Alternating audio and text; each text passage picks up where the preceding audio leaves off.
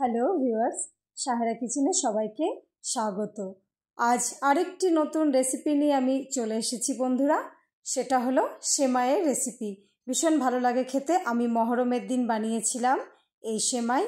কিভাবে বানিয়েছি সেটাই শেয়ার করব, চলুন দেখে নেওয়া যাক। আমি এখানে প্রথমে একটা কড়াইয়ে নিয়ে নিলাম 1 টেবিল স্পুন ঘি। ঘিটা দেওয়ার পরে এর মধ্যে আমি দিয়ে দেব হচ্ছে 1 বাটি সেমাই দিয়ে দিলাম। ঘিয়ের সঙ্গে সেমাইটাকে ভালো করে ভেজে নেব, লাল লাল হওয়া পর্যন্ত ভেজে নিতে হবে বন্ধুরা।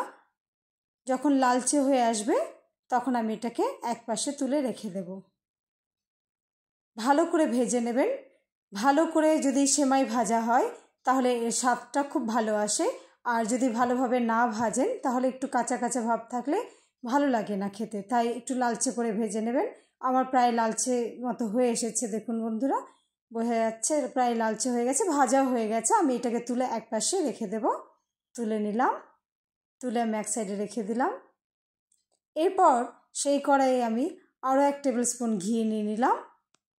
ঘিটা দেওয়ার পরে এর মধ্যে আমি দিয়ে দেব হচ্ছে কিছুটা পরিমাণে কাজু দিয়ে দিলাম, আর কিছুটা পরিমাণে কিশমিশ দিয়ে দিলাম।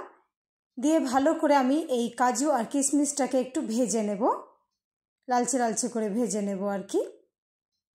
প্রায় ভাজা হয়ে গেছে বন্ধুরা, দেখে বুঝতে পারছেন লালচে হয়ে এসছে।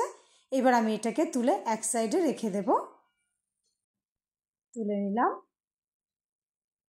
এরপর আমি একটা কড়াই নিয়েছি, সেই কড়াইয়ের মধ্যে আমি দিয়ে দিলাম 1 লিটার দুধ। দুধটা দেওয়ার পরে ভালো করে দুধটাকে ফুটিয়ে নেব। এমন করে ফুটিয়ে নেব বন্ধুরা যেন একটু 1 লিটার দুধ কমে গিয়ে 700-র মতো হয়, এরকমভাবে ফুটিয়ে নিতে হবে ধৈর্য ধরে।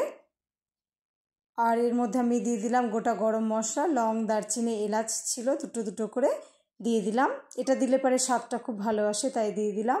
নাড়তে থাকবো, ক্রমাগত নাড়তে নাড়তে দেখবো দুধটা প্রায় কমে এসছে। তখন আমি এর মধ্যে দিয়ে দেব হচ্ছে ভেজে রাখা সেমাই। প্রায় কমে এসছে, দেখে বুঝতে পারছেন বন্ধুরা, ফুটতে ফুটতে অনেকটা কমে গেছে। এরপর এর মধ্যে আমি ভেজে রাখা সেমাইটা দিয়ে দিলাম।